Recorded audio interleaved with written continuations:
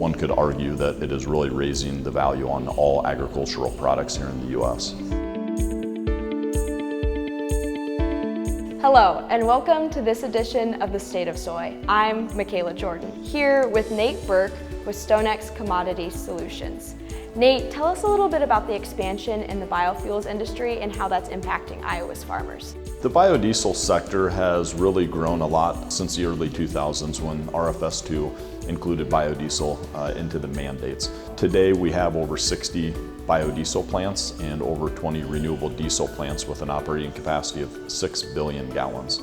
Today, currently, I think we're on a run rate of around 3.7 billion gallons.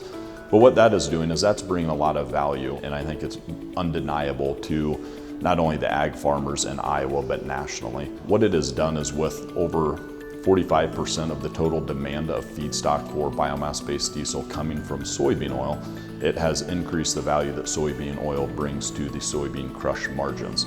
So in turn, biomass-based diesel, I think it is very easy to say, has not only given a floor to the soybean crush margins, but also given a floor to soybean prices, and it's also helped create the battle for acres. So one could argue that it is really raising the value on all agricultural products here in the U.S. Looking at soybeans use in biodiesel and other renewable fuels, what is the conversion rate when you're looking at bushels of soybeans to gallons of fuel? That's a great question. Right now, currently, if you crush 1 bushel of soybeans, you get roughly 1.5 gallons of soybean oil. Since the start of this year, 2023, we've had roughly 650 million bushels of newly announced or expansion in the soybean crush industry. So when you do the conversion there, that's roughly 1.1 billion gallons of additional feedstock that can come to this industry, which is pretty cool considering last year in 2022, we produced just shy of 3 billion gallons. So a 33% boost in feedstock supply just in one industry. That expansion is great for farmers and those producing soybeans. When looking into the growth in the biofuels sector and the continued demand due to carbon emission reduction, where do you see those expansion opportunities coming from? You know, I think right now the main expansion opportunities and let's just focus on biomass-based diesel for a second, I think it would be the storage. Right now we have additional demand which has prompted additional supply with increased soybean crush capacity. But the pipeline has gotten bigger and bigger, and offsite storage has gotten smaller and smaller. So I think storage is a very big growth opportunity. I think the other big growth opportunity would be some of these intermediaries that are refining the lower carbon intensity feedstocks. Lower carbon intensity feedstocks are what are depleting the catalysts in these renewable diesel plants.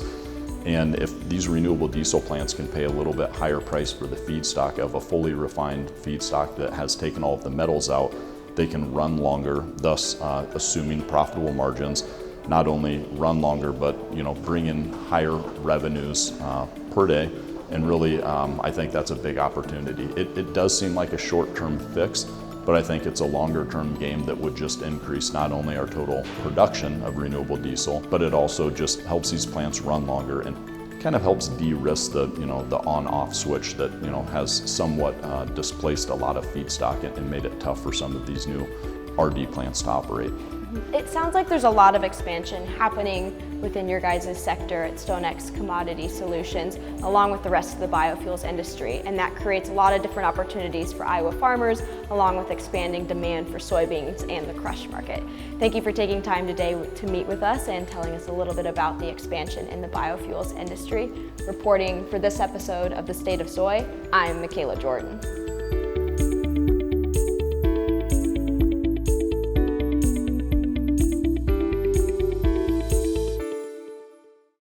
My name is Charlie Brunker, and my wife and I and our kids run Precision Ag, try to be on the cutting edge every time we can. We turned on FMH, Precision Ag, crop insurance. We harnessed what we're already doing, and we'll never look back.